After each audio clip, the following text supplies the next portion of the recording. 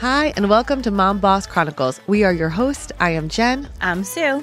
And we are empowering and inspiring people through meaningful conversations. So make sure to like and subscribe to listen to great content weekly.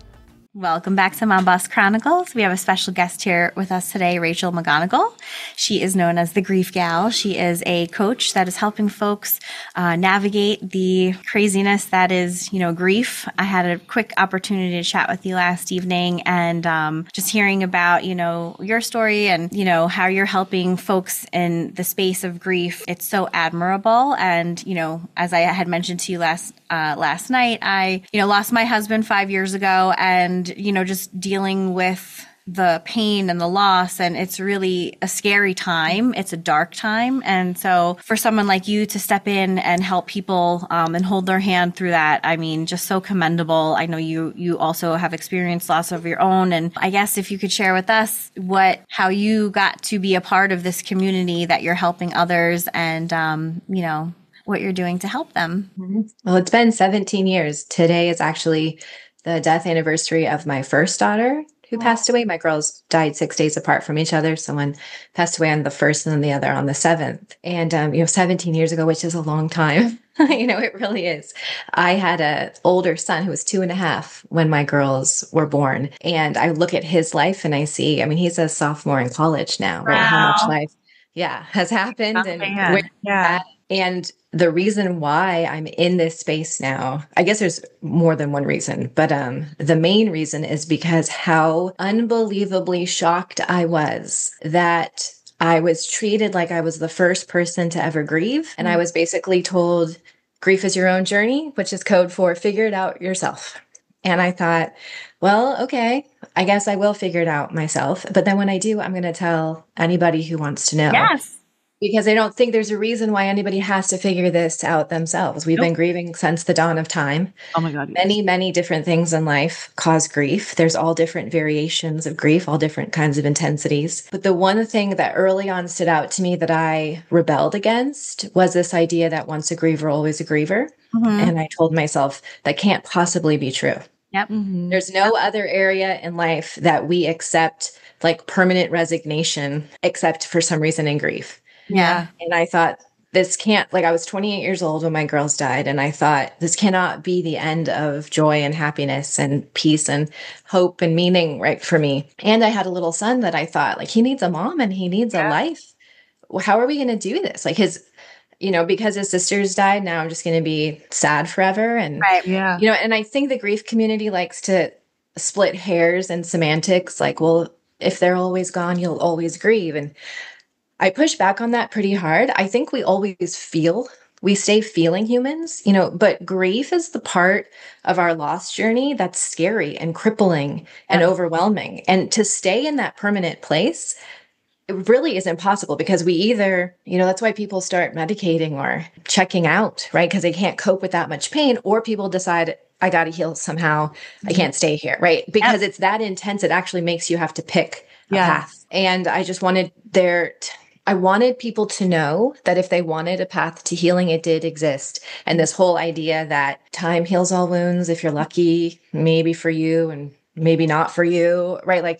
That was just not acceptable to me. So I figured it out and then I put it in a program and now I teach it to everybody who wants to know.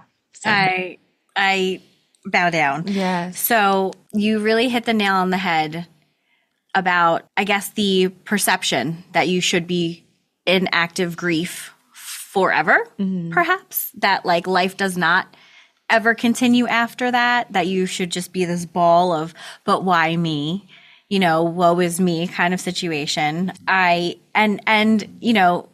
Getting past that feeling, obviously it's going to take time. It takes a lot of work. Yeah. Okay. You have to put the work in, especially when you have other people depending on you to be showing up in the best way possible. It takes a lot of work. And so I appreciate that. That's exactly what you're saying, what you're doing, and you're helping people kind of arrive at that. I think it's easier to sit in sadness, right? It's Well, yeah. And it's such a tricky dichotomy because grief really is that hard. And I don't want to take that away from anyone and say like, oh, it's just your perception, or like, oh, you're not thinking positively enough, or I don't believe in all of that spiritual bypassing nonsense where we sort of use people's perspective against them or try to tell them that if they just focused on what's good about their life, they would grieve less or something weird. Like grief is so much more than that. It's a very complex experience. And I'm not at all trying to tell people that they're not allowed to grieve. We are allowed to grieve. As a matter of fact, we need to grieve. It's part of the healing process, and our loss is worth grieving. But there's a big difference between embracing our grief as part of the process versus embracing it as an identity. And what's happening now is it's becoming our identity. And I have said from the beginning that all healing work is actually identity work. And we're told in the grief culture that we grieve in proportion to how we love. And so if we're going to love forever, we're going to grieve forever. And I say nonsense. That's the most ridiculous thing I've ever heard. Because first of all, love endures. Like love does not need grief to exist. So we love because we choose to love, whether we have pain or no pain. But also, that's an incorrect parallel because we don't grieve in proportion to our love. We grieve for millions of other reasons as well as love. It's a multifaceted experience. And one of those reasons is our identity. Grief shows us how much who we are is intertwined with the things in our life that we can lose. So we have to ask ourselves new questions. Well, who am I now? Who was I because of this person? Who am I now without them? And then who do I want to be? And if we can answer those three questions, we guide ourselves through an understanding of our identity that gives birth to meaning and purpose. Our loss in and of itself does not have meaning and purpose. That's another one of my pet peeves, right? Like, oh, it'll teach you what you need to know, or without it, you wouldn't be who you are today, or ridiculousness that that doesn't make any sense, right? We cultivate meaning and purpose by how we choose to respond to our loss. It doesn't inherently hold some magical keys to the universe for us. So it's important to equip people with the skills and the tools and the resources they need to even respond in that way instead of telling them. I mean, people told me flat out, a mother who loses a child will never be okay. I was like, you're not the boss and you don't tell me what to do. I mean, I couldn't picture saying that to somebody. You know, how can you? Grim outlook. So grim. But you're projecting onto somebody else. Maybe you're like, I'm so sorry. But it's everywhere. If you pull up any social media in the grief realm, you're going to read, we grieve forever. Once a griever, always a griever. I was commenting just the other day on a mother who lost her 4-year-old child, has other children as well, sat her kids down and told them, you will always hurt. And I said, you really shouldn't say that. And trust me, I got bombarded. And the main sort of feedback was, she's grieving, you should be more compassionate. And I said, well, first of all, you cannot hear tone in text. So everybody calm down a little bit. But also, take a breath. How is that lacking compassion? Where it's lacking compassion is telling your children they will always hurt. Oh my God. What is wrong with especially that? children? I know, but you're putting that into their so we're psyche. losing. Yes, we're losing. If we're grieving, apparently we're allowed to do whatever we want, think whatever we want, even if they're false or limiting beliefs. And I think there's a gentle and compassionate way to push back on that, because when we're in pain, we're confused. It's hard to get clarity in pain. So we need to understand that our pain might be telling us things that we're confusing as facts that are not facts at all. And that's why we need self-care and support and time and a plan, because we need to walk ourselves through that early season of that intense pain before we start coming to permanent conclusions about our life. Oh, totally. Absolutely. I to be honest, I was in a couple of bereavement groups, and there was one I was in and it was helpful. But then it came a point where some people were still I felt like I was a part of the plan. I was moving forward, and some were just still sitting there and still, and I felt for them. But at some point I had to leave, because I'm like, I can't keep hearing also the same things over. It was fucking up my head too, you know? And it's interesting you say that, because I have never met a griever who at a point in their journey really wanted healing and decided that they didn't want pain to be all there was for them, who doesn't have a story of when they had to leave their grief group. Oh, really? Okay. Because grief Yeah. groups are notorious for being more about commiserating and sharing the same story than they are about healing. And even in grief, we have to be careful because some people are so attached to their loss and the pain around that loss that they will actually be angry or upset or accuse those who want healing of being betrayers, right? Well, you must have not loved them as much as I love them. If you can heal, then you must have not felt the kind of grief that I felt. And there's all this comparison because people are afraid that if they let go of their pain, they let go of their love. And a support group is a great place where we can just hold on to the pain as justification for our love. And then those who want to heal actually have to leave because it's no longer conducive to forward progress. Yeah. Oh, I gotta go. That's too much for me. So how did you find your way? So like what steps did you take to find your healing? Yeah. So I think my biggest first kind of foundational steps were taking really good care of my body, like my actual physical health, guarding my sleep, eating healthy foods. I struggled early on with not even being hungry and basically sort of having to force feed myself just so I could keep my energy up. Yeah. Keep my body moving appropriately. There was a time where I thought I could run my grief away, only to learn that you cannot do that. You'll just deplete yourself and exhaust yourself, and you have to be more gentle and kind to yourself.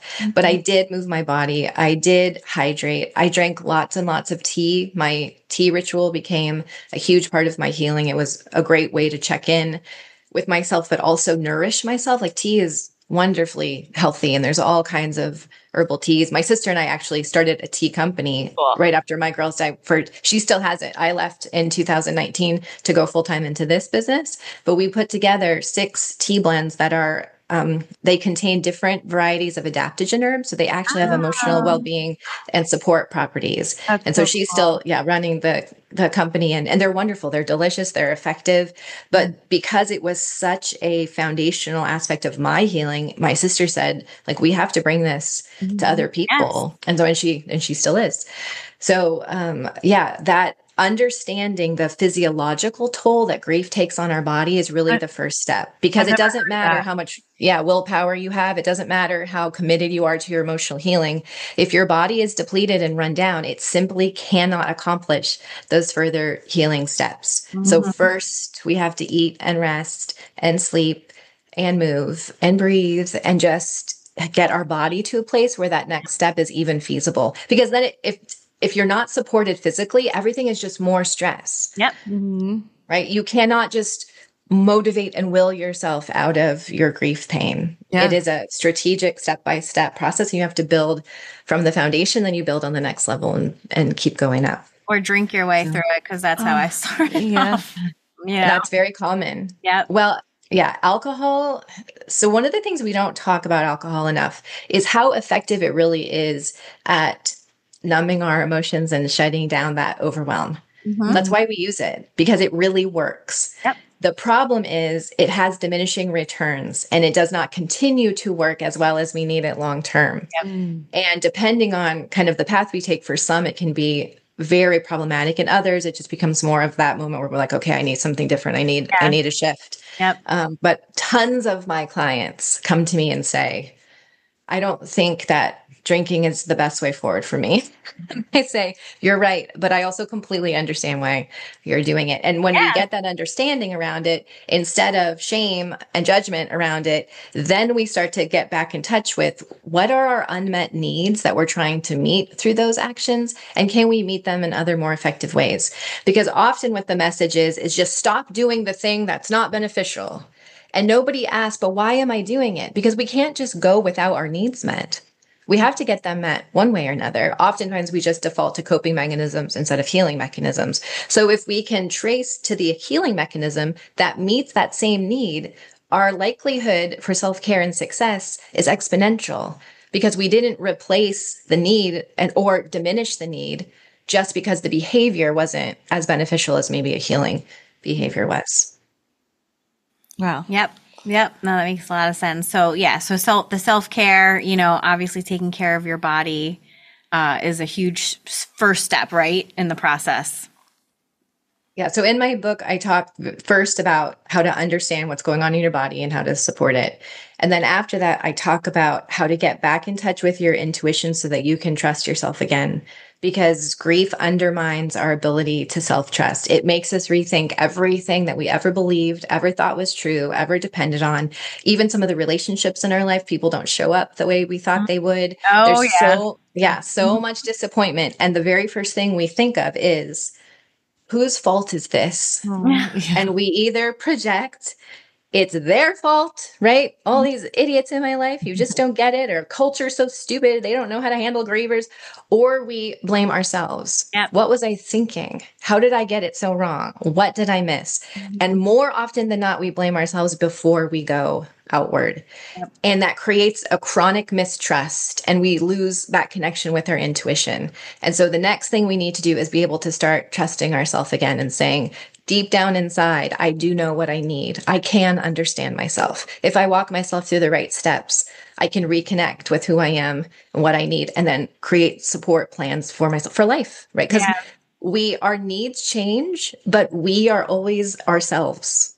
And so if we stay connected to ourselves, then we can gauge what those needs are and how they're changing. And then we feel very empowered to meet those needs, as opposed to if we're disconnected from our intuition, we're always overthinking and second guessing, and we get decision fatigue around how to guide ourselves through our lives. Well, and too, like your identity has changed, right? After a loss, who am I now? Yeah. It's What kind of is scary. right? Yeah. Because you had a vision of what your life was, or what your life would be like with, these souls, these humans in your life, and then it changes, and it's like, well, who am I now? Yeah. And what does that mean? It's hard to It's very disconcerting, right? And that self-awareness, first we get that physical self-awareness, and then we have to do that identity work to say, okay, right? And sometimes the question isn't just who am I now? It's also, do I want to be this person? Yeah. Right? Because sometimes we're like, who I've landed in the space as. Yep. It turns out this isn't actually who I want to be. So how do I get there? Right? We can't control all of the things around us, and that is a vivid reality in grief. Like all of a sudden, things we thought we could control, or thought we had a say in, or thought we had set up well for ourselves, just the carpet gets pulled out from under, and now we realize we control nothing. Right? We're not a goddamn thing. Except one thing: we do control our own heart. And then that becomes, we have to turn our efforts from trying to go outward into the world, into the chaos, into the uncertainty. And we have to turn it back into our heart and say, this is the one thing I have a say in, right? This is the one thing I'm in charge of. So I'm going to take full ownership and stewardship of that. What does that look like? What tools do I need to do that? And suddenly the chaos and the unpredictability and insecurity of the world around us feels a lot less overwhelming when we're taking full ownership of our heart, because it gives us a little bit more confidence that even if life is going to kick our butt, we can show up the way we want to show up. Yeah. And that's more meaningful than having all the predictability and security in the world. Cheers to that. Yeah. True. Tell us more about your book. It is coming out tomorrow.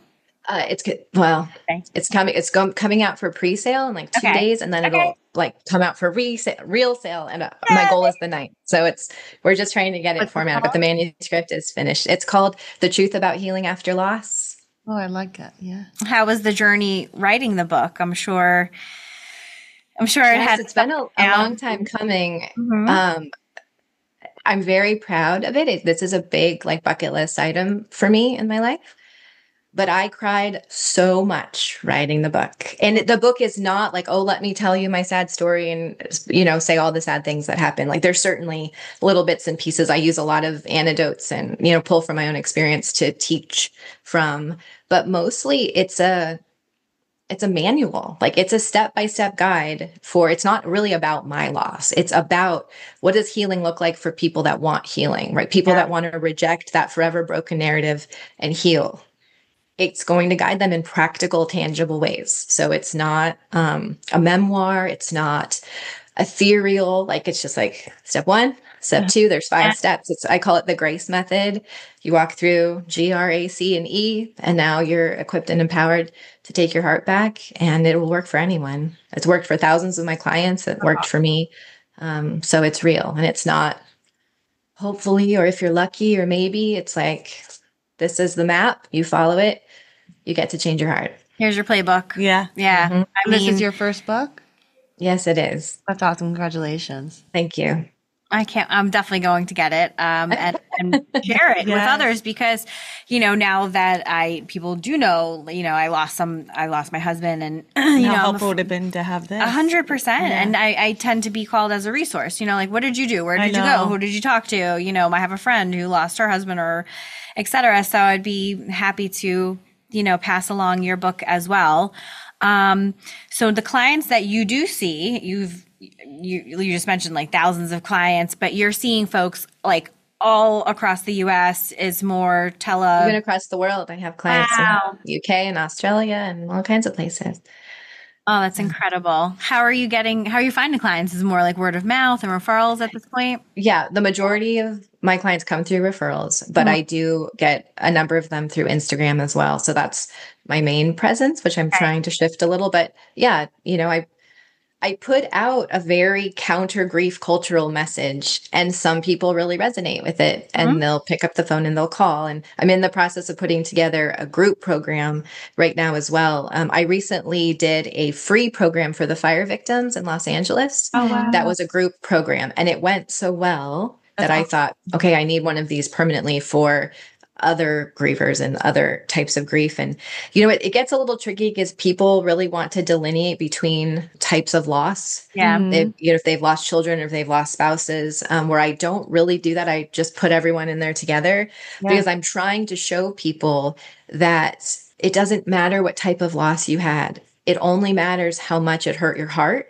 And then the steps you're willing to take to heal. We don't need to compare. We don't need, because I've had people ask me, how can you help people through pet loss when you've buried 2 children? And I say, because their loss has nothing to do with my loss. Yeah. I can be completely valid in my pain and my loss and my experience, and so can they. And I can be compassionate and understanding of that because I don't have to compare my loss to theirs. They can have their own experience and I can have my own experience. And when we learn to self-validate that way, the comparison goes away because it's all around us, right? Oh, losing a parent when you're a kid is worse than losing a parent when you're an adult. Losing a husband when you're old is much easier than losing a husband when you're young, right? Losing children when you have no children is harder than if you have other children, right? Losing infants is is not as hard as losing an older child, right? Like everyone has their opinion on what makes grief worse, why for other people it's harder. And whenever I see comparison, what I really see are terrified people who are not sure that healing is actually possible for them. And they're looking for justifications. Yeah. My pain is worse than yours. My loss is harder than yours. Healing might be possible for you, but it is not possible for me. And here are the reasons. And none of those things are actual reasons. They're all perceptions. Healing is simply a choice we make. Well, thank God you're giving that message because I'm sure there's people out there who feel like they'll never be able to move on. They'll never be able to get over it. Yeah. But and in the beginning, it's hard not to think that, right? You're just like, everything is so dark. Yeah. But there comes no, and that's why I tell people, I go, you don't even have to believe it right now. I said, I'm not even as concerned with you if you believe if healing is possible. What I'm more concerned with is if you believe that pain is the only thing for you, right? All you need is like a 1% little tiny spark of an idea that maybe I don't want to be in pain for the rest of my life. That opens up the door for the next step. But you don't even have to be convinced. Okay. What you need to do is find someone that has healing in their life, right? That you have data that says this person was in the same place that I was, believing that there is no hope after loss, but their life is better now. It's different now. They have something that I admire, that I want, that, I think if it could be possible for them, maybe it could be possible for me. And then we borrow their hope. We lean on other people, even if it's just in an idea, even if it's one of my reels, one of my quotes, right? You don't even have to know me to borrow my hope that says, all I have to do is be open. I don't have to be convinced. I don't even know how the path goes. I'm just staying open to the fact that maybe my heart is worth considering. It doesn't have to be in pain for the rest of my life. And if you're there, because not everyone's there, and I'm not here to tell people that they have to heal. All grievers have the right to choose their own path. What I don't want to do is have grievers told there's only one path and that path is pain. Yep. Yep. Yeah. Inspiration. Well said. Yeah. Yes, truly.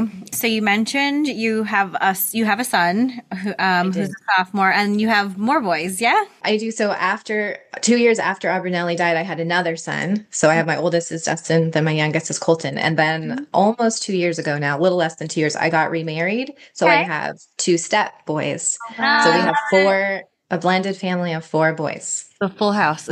Yes. All the yes. And when they're all home together, it's like unbelievable amounts of food are being. Oh, I imagine. But they're all really, really wonderful, wonderful human beings. And yeah, I couldn't ask for better kids.